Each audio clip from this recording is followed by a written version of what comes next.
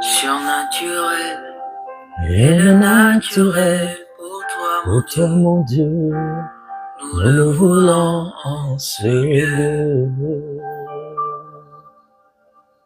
Surnaturel et le naturel pour toi, mon Dieu, nous le voulons en ce lieu. Surnaturel et le naturel pour toi, mon Dieu, nous le voulons en ce lieu. Thank you, Jesus. Merci, Jésus. Shalom, bien-aimés dans le Seigneur. Quelle joie de vous retrouver encore pour ces quelques minutes pour partager la pensée que le Seigneur m'a mise à cœur pour partager à son Église. Alléluia. Que le surnaturel devienne naturel pour nous. Le surnaturel de Dieu, que ça devienne naturel. Qu'on le vive au quotidien. C'est à ça qu'on a été appelé. Soyez bénis, bien-aimés dans le Seigneur, que la paix de Jésus vous couvre dans vos maisons, vous, ainsi que vos familles, ainsi que tous ceux qui vous sont chers, que la paix de Jésus, en ces temps difficiles que traverse l'humanité, en ces temps où nous nous approchons vers la fin de toutes choses, nous avons vraiment besoin de la grâce de Dieu et de la main du Seigneur sur nous. Alors c'est ce que je demande, que la main du Seigneur te couvre, toi, ainsi que toute ta maison, ainsi que tous ceux qui te sont chers. Je voudrais partager avec nous une parole merveilleuse que le Seigneur m'a donnée pour son Église, pour son peuple, pour son précieux peuple que tu es. Alors, sans plus tarder, prenons nos Bibles nous allons lire deux textes. Le premier, c'est dans 2 Corinthiens, chapitre 5, verset 17. Un texte qui est connu, que nous aimons. Pour moi, c'est l'un des plus puissants versets dans la Bible. 2 Corinthiens, chapitre 5, verset 17. Voici ce que la parole de Dieu déclare. Si quelqu'un est en Christ, il est une nouvelle créature. Les choses anciennes sont passées. Voici, toutes choses sont devenues nouvelles. Dans d'autres versions, il est dit, si quelqu'un est en Christ, il est une nouvelle création. Une nouvelle créature. Donc Dieu avait fait des créatures, mais là c'est une autre créature, une nouvelle créature. Il s'agit de ceux qui sont en Christ. Deuxième texte que nous allons lire, Éphésiens chapitre 2 et le verset 10. Éphésiens chapitre 2 verset 10. Car nous sommes son ouvrage, ayant été créés en Jésus-Christ. Je répète, car nous sommes son ouvrage, ayant été, nous, l'apôtre Paul s'adresse aux Éphésiens, qui sont des chrétiens, des personnes qui ont donné leur vie à Jésus. Il ne s'agit pas ici de tous les hommes, non. Mais il s'agit de ceux qui ont donné leur vie à Christ. Je répète, car nous sommes son ouvrage, ayant été créés en, vous allez comprendre pourquoi j'insiste sur ça, ayant été créés en Jésus-Christ pour de bonnes œuvres que Dieu a préparées d'avance afin que nous les pratiquions. Oh, merveilleux Saint-Esprit. L'homme est une créature merveilleuse. Le chef-d'œuvre de la création de Dieu. De toute la création de Dieu, l'homme est un chef-d'œuvre. C'est le joyau, le bijou de l'Éternel. Au point même qu'il a créé en dernier. D'ailleurs, c'est à cause de l'homme que tout ce qui existe, tout ce qui a été créé, a été fait. Mais Dieu a créé l'homme en dernier. Et toute la Bible dit que Dieu a appelé des choses qui n'existent pas à l'existence. Tout ce qui existe, Dieu a appelé cela à l'existence. Parce que ces choses n'existaient pas. La Bible dit, il appelle les choses à l'existence des choses qui n'existaient pas. Il les a appelées comme si elles existaient. Mais l'homme, parce que l'homme existait déjà en Dieu depuis l'éternité, l'homme était en Dieu, Dieu ne l'a pas appelé. Dieu ne l'a pas appelé l'homme. Parce que l'homme existait déjà. Les choses que Dieu a appelées n'existaient pas. Mais parce que l'homme existait déjà, mais en Dieu, Dieu ne l'a pas appelé. Dieu l'a créé différemment de toutes les autres créatures et il l'a créé en dernier. Et après la création de l'homme, Dieu a fini l'œuvre de la création parce qu'il a clôturé avec le joyau, avec le bijou. Après l'homme, il n'a plus créé. Et Dieu a formé l'homme de la poussière de la terre. Il a formé le corps. Mais la véritable identité de l'homme est sortie de Dieu parce que Dieu a soufflé en l'homme. Il a soufflé dans le corps qu'il avait formé avec la poussière de la terre. Il a soufflé un souffle de vie. Et c'est alors que l'homme est devenu un être vivant. Parce que l'homme qui était en Dieu est sorti de Dieu et entré dans ce corps-là. Et l'homme s'est formé. Aïe, merci Jésus. Alors ce premier homme qui a été créé, Adam, la Bible dit qu'il a été créé à l'image de Dieu et selon la ressemblance de Dieu. L'homme, le premier homme, Adam, a été créé, Genèse chapitre 1, verset 26, 27, 28, il a été créé à l'image de Dieu et selon la ressemblance de Dieu. Et Dieu lui a donné la gloire sur toute l'œuvre de la création, au point que cet homme-là était extraordinaire. Quand la création tout entière voyait l'homme, la création voyait Dieu au travers de l'homme, parce que Dieu l'avait revêtu de la gloire. Il avait revêtu de la gloire. Adam était un homme extraordinaire, un homme mystérieux qui avait le contrôle sur tout l'univers à partir du jardin d'Éden. Un homme avec une sagesse et intelligence terrible au point qu'il a nommé tous les animaux. On peut penser que c'est un exercice facile, mais pour voir la complexité de cela, ça veut dire l'homme donnait, Adam donnait à chaque animal un nom. Et le nom qu'il donnait, ce nom-là définissait les caractéristiques principales de l'animal. Dans le nom que l'homme donnait, ça veut dire qu'il devait percer le mystère de l'animal, comprendre la fonction de l'animal, les caractéristiques avec lesquelles Dieu l'a créé pour lui donner un nom. Parce que le nom, dans la culture hébraïque, le nom définit la chose ou la personne. Et l'homme, ce premier homme, Adam, était un homme extraordinaire, un homme puissant, un homme doté de la gloire de Dieu. Cependant, il a été créé à l'image de Dieu, selon l'image de Dieu. Ça veut dire quoi? Ça veut dire, quand je dis que je vais, par exemple, dessiner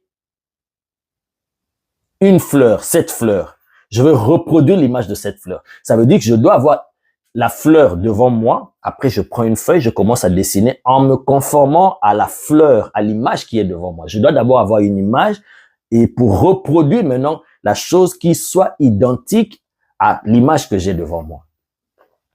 Et ça veut dire que l'homme, le premier homme Adam, qui a été créé à l'image de Dieu, ça veut dire que l'image de Dieu était là. L'image de Dieu, l'image du Dieu invisible, c'est Jésus. C'est lui qui est l'image visible du Dieu invisible. Oh my God.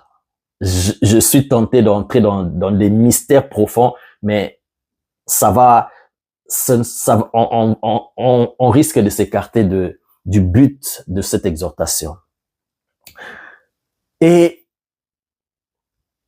Jésus, donc, l'image visible du Dieu invisible était là. Et Dieu, en créant l'homme, le premier homme Adam, il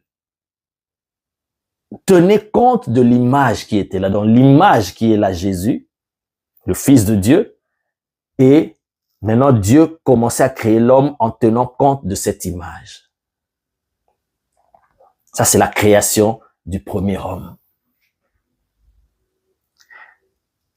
Cet homme qui a été créé à l'image de Dieu était revêtu de gloire, était une espèce extraordinaire, au point que même quand les anges ont vu, même quand le diable Lucifer a vu cette créature, c'était sublime. Tous étaient étonnés de voir une telle gloire dans la créature. Mais c'était le premier homme créé à l'image de Dieu, selon l'image de Dieu.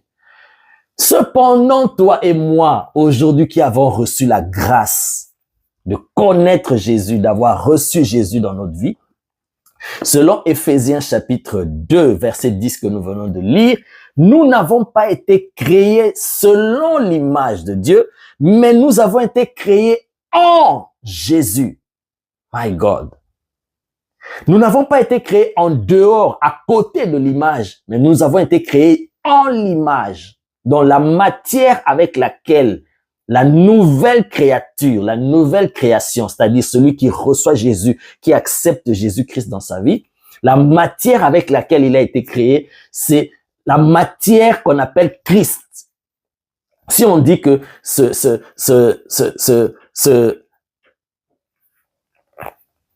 cette table, par exemple, je dis un exemple, cette table est en marbre, cette table est en bois, cette table est en pierre, en tel matériel. Ça montre la valeur, la solidité de la chose. Et maintenant, nous avons été créés en Jésus-Christ. Si le premier homme a été créé selon l'image, quand on essaie de reproduire, c'est une copie. On essaie de reproduire, ce n'est pas exactement ça. On essaie de reproduire à peu près. Jesus, thank you. Mais là, la nouvelle création n'a pas été créée selon l'image, mais a été créée dans l'image, en Jésus-Christ. J'aimerais te dire, bien-aimé, toi qui as donné ta vie à Jésus, tu es une espèce qui n'a jamais existé dans toute la création. My God. Mais quand tu te regardes dans ton apparence, tu te dis, ouais, moi, il s'agit de moi. Oui, il s'agit de toi. Ne regarde pas ton physique. Dans le spirituel, celui qui est en Christ est une espèce qui n'a jamais existé.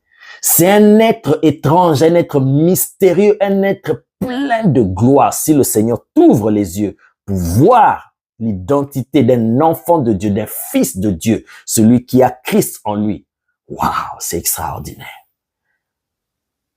Ces choses, cette gloire est encore dans le spirituel, mais bientôt, très bientôt, à la venue du Seigneur, à l'enlèvement, à la rencontre avec l'époux, quand nous serons transformés, quand nos corps seront transformés, c'est là que nous allons voir cette gloire. Mais déjà maintenant là, dans l'esprit, tu es cette créature-là. Un mixage entre l'humain et le divin. Dieu, l'éternel, le créateur, vit en toi. Tu es une espèce rare, une espèce qui n'a jamais existé, une race élue, une race qui n'a jamais existé, une espèce extraordinaire, indestructible. Le premier homme, Adam, lorsqu'il a péché, il est tombé. Il a été créé à l'image de Dieu. Mais la nouvelle création, elle est indestructible. Même le péché ne peut pas le détruire. My God. Même le péché ne peut pas le détruire. Un enfant de Dieu, un véritable enfant de Dieu, le péché ne peut pas le détruire. Il peut arriver qu'il tombe dans le péché, mais le péché ne peut pas le détruire. Le péché ne peut pas. Le premier homme, Adam, quelle que soit la gloire dans laquelle il a été créé, mais lorsqu'il a péché, la communion avec Dieu a été interrompue. Mais aujourd'hui, toi et moi, nous qui avons reçu Jésus aujourd'hui, même s'il arrive que tu tombes dans un péché, la communion avec Dieu n'est pas rompue. Non, non. C'est à cause de cette nouvelle création qui est en toi.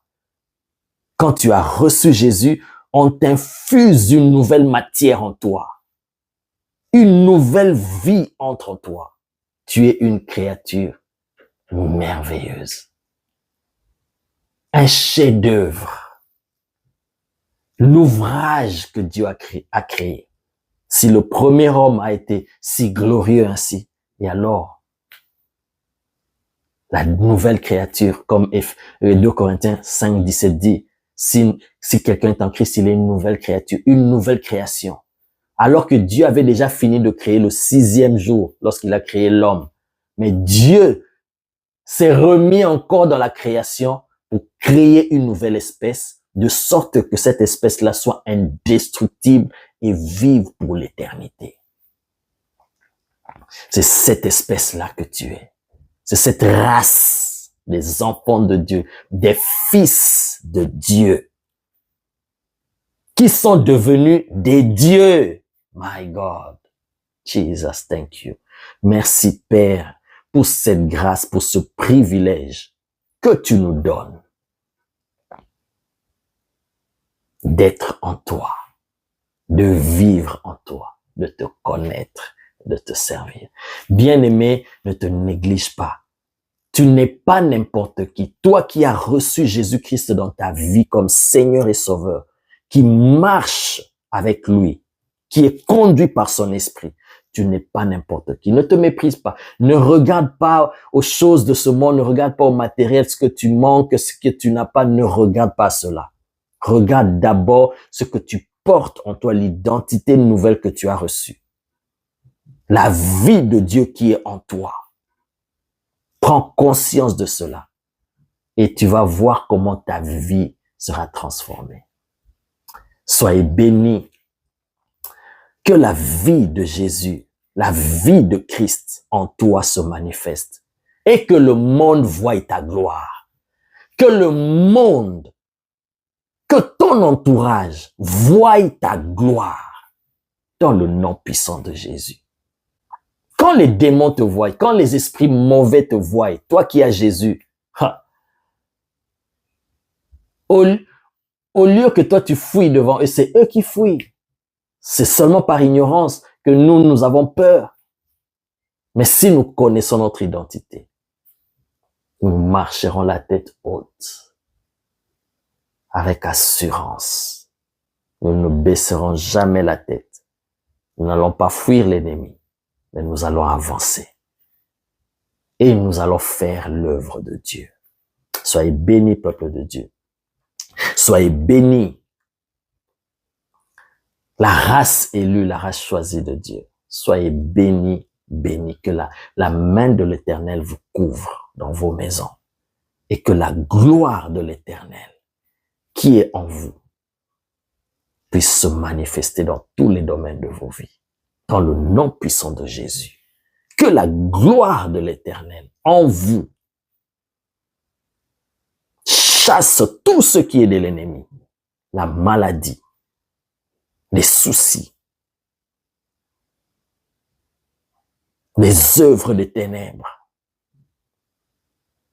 Que cela s'enfuit devant vous, devant la gloire qui est en vous, dans le nom puissant de Jésus. Amen.